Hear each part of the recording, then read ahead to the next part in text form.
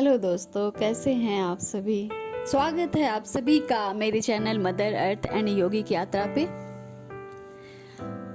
दोस्तों, आज साल का अंतिम दिन है और कुछ ही घंटे शेष हैं 2021 के आगमन का, और हम सभी पूरी उत्साह और उमंग के साथ तैयार हैं 2021 के आगमन पर एकदम स्वागत को तैयार।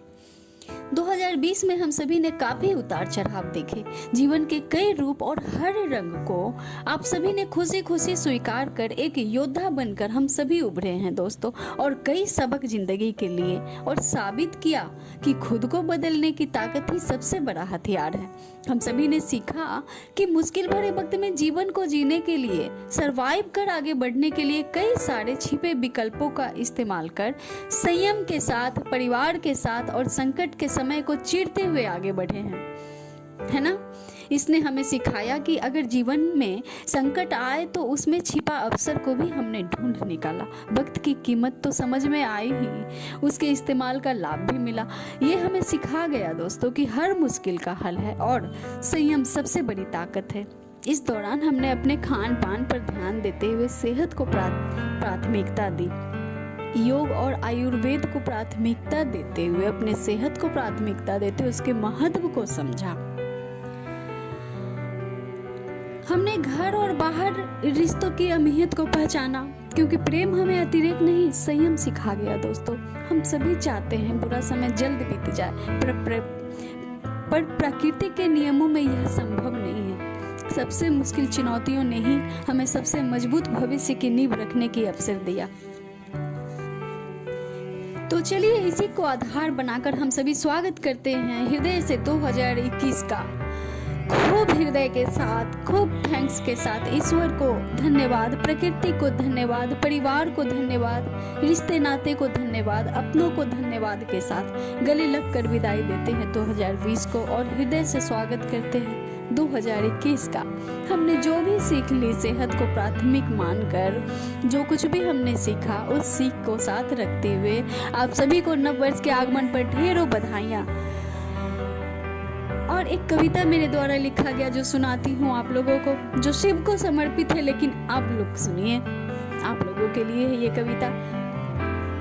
दो कविता एक्चुअली। पहली कविता, कितने रंगों को समेटे तुम मुस्कुराते हो, जो तुझ में रंगना चाहे उसे तुम रंग दिखाते हो। तेरे हर रंग में रंग कर मैं सुनहरी हो गई, अब दूर खड़ी मुस्काऊं मैं रंगों का खेल देखो। मुझे रंगों ने पाला, तेरा सब रंग है प्यारा, मुझे सब ही है प्यारा, कोई एक रंग न छोड़ूं, हर रंग में डूबूं निकलूं। सुनहरे रंग ने पकड़ा, इसे कैसे छुड़ाऊं, छुड़ाना चाहूं ना मैं इसमें डूब जाऊं, बस तुझे ही पाऊं, बस तुझे ही पाऊं। कैसा लगा चलिए बतलाइएगा, पसंद आए कमेंट में, मेरे लिखा हुआ है बाबा, पसंद आए तो जरूर बतलाइएगा कमेंट में। एक और कविता सुनाती हूँ आप लोगों को, ये भी बहुत अच्छा लिखा हुआ है। मैं लिख जाती हूँ ना, फिर मुझे याद नहीं रहता मैंने उसे कहाँ लिखा। हाँ, आ गया।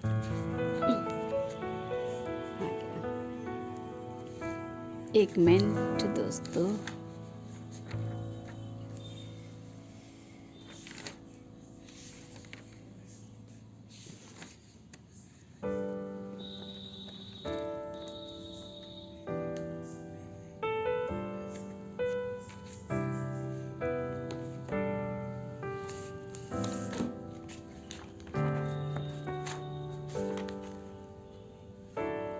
मिल गया।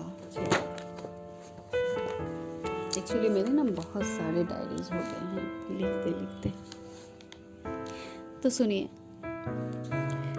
हर वह रंग, हर वह अनुभव जिससे मैं गुजरती हूँ, हर वह श्वास जिसे मैं लेती हूँ, तुम्हारे लिए मायने रखती हैं, जैसे मैं अकेली ही तुम्हारी चिंता का लक्ष्य हूँ।